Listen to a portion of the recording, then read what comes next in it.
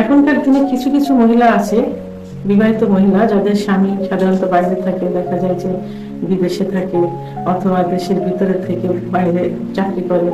এমনও কিছু মহিলা আছে বিশেষ করে একটু ধনী ফ্যামিলিতে, আবার মধ্যবিত্ত ফ্যামিলিতে কিছু পুরুষ আছে যারা বউয়ের বাধ্য থাকে, বউয়ের উপরে কোনো কথা বলতে পারে না, কি কারণে জানে না, হয়তো বউগুলো সুন্দরী হয়ে থাকে অথবা কোনো দুর্বলতা তাদের ভিতরে কাজ করে।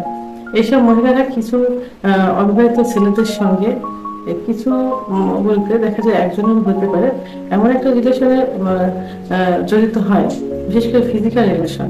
তো এরা তাদের যৌন কার্য পরিচালিত করার জন্য, অর্থাৎ সুখটা নেওয়ার জন্য তারা অবিবাহিত কিছু ছেলের সঙ্গে সম্পর্কে লিপ্ত হয়। আর এদেরকে ধরে রাখার জন্য আর্থিক সহযোগিতা সহ ফিজিক্যাল রিলেশনটা এত রোমান্টিক করে যে এই ছেলেগুলো তাদের কাছ থেকে সরতে পারে না।